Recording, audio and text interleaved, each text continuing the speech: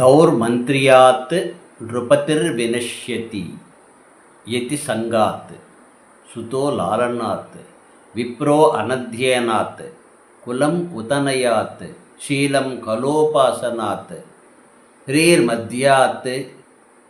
ఇలా భర్తృహరి తన నీతి శతకంలో ఒక శ్లోకం చెప్పారు. ఇక్కడ ప్రధానంగా దౌర్మంత్ర్యాత్ నృపతిర్వినశ్యతి, దుష్టమైన మంత్రి వలన రాజు నశిస్తాడు. మంత్రి అంటే సలహా చెప్పేవాడు అని అర్థం. మంత్రాంగము అంటే సలహా. ఇదిగో ఇది ఇలా చేయాలి, ఇది ఇలా చేయాలి, ఇలా చేయకూడదు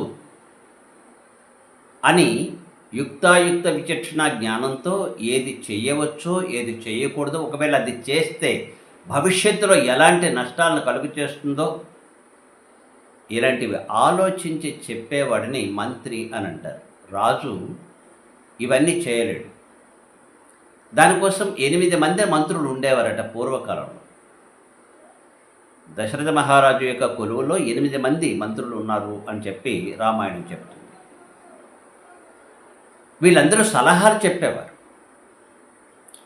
సరే, ఇప్పుడు మన పరిస్థితి చూస్తే పాలకులు అంటే రాజులనే కాదు, ఎవరైతే పరిపాలిస్తున్నారో వాళ్ళు. క్షత్రియ అనే పదానికి ఒక కులముతో వచ్చిన వారని కాదు. పుట్టిన వాళ్ళందరూ సింహాసనం మీద కూర్చోరు. ఎవరు అర్హులో వారిని కూర్చొని పెడతారు.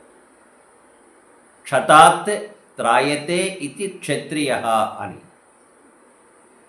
సమాజం నశించిపోకుండా, రాజ్యము చిన్నాభిన్నం కాకుండా, ప్రజలు పరస్పరము బాధించుకోకుండా చక్కగా చూడగలిగినటువంటి వాడిని రాజు అని అంటారు. కానీ రాజు ఒక్కడే ఆ పని చేయలేడు. పరిపాలకుడు ఒక్కడే ఆ పని చేయలేడు. మంత్రులు కూడా దానికి సహకారంగా ఉండాలి. మంత్రుల యొక్క సలహాతోనే రాజు రాజ్యాన్ని సుస్థిరంగా ఉంచగలుగుతాడు. ఇప్పుడు పరిపాలకులైనా అంతే. మనం వాళ్ళకి ఏ పేర్లు పెట్టుకున్నాం అనేది ముఖ్యం కాదు, వాళ్ళు చేసే పని ముఖ్యం. ఈరోజు మనం సమాజంలో చూస్తుంటే చాలా అవకతవకలు కనిపిస్తున్నాయి. పైగా పూర్వకాలం కన్నా ఈరోజు ఒక అడుగు ముందులో ఉన్నాం. వంశపారంపర్యంగా రాజు అయ్యే అవకాశాలు ఉండేవి, పరిపాలకుడు అయ్యే అవకాశాలు ఉండేవి. ఇప్పుడు అలా కాదు. ప్రజల అనుమతి ఉండాలి, ప్రజల ఆమోదం ఉండాలి. అప్పుడు కూడా ప్రజల ఆమోదం ఉండాలి. దశరథ మహారాజు శ్రీరామచంద్రుణ్ణి యువరాజుగా పట్టాభిషేకం చేయడానికి ముందుగా సామంతులని, మంత్రులను, ఇంకా సలహాదారులు అనేక మంది ప్రజలని, ప్రజల్లో ఉండే పెద్దలను అందరినీ కూడా సమావేశపరిచి నా తర్వాత యువరాజుగా, నా తర్వాత రాబోయే రాజుగా రాముడిని పట్టాభిషేకం చేయాలనుకుంటున్నాను, మీ అభిప్రాయం చెప్పండి అని అడిగాడు. అంటే ప్రజాభిప్రాయానికి ఆ రోజుల్లో పెద్దపీట వేసేవారు. కేవలం వంశపారంపర్యంగా అయ్యేవారు కాదు. ప్రజలు ఇదిగో ఈయన యోగ్యుడు అని అంటే అప్పుడు వారిని సింహాసనం మీద కూర్చొని పెట్టేవారు. కనుక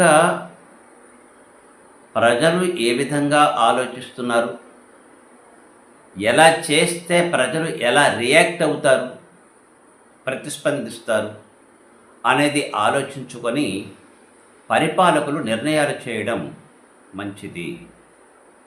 ఎందుకంటే ఈరోజు అనవసరమైన విషయాల్లో వివాదాలు రేగుతున్నాయి. ప్రభుత్వం ఈ విషయం మీద ఒక దృష్టి పెట్టవలసి ఉంటుంది. ప్రజలందరికీ భద్రత కల్పించాలి, వాళ్ళకి వాక్ స్వాతంత్రం ఇవ్వాలి.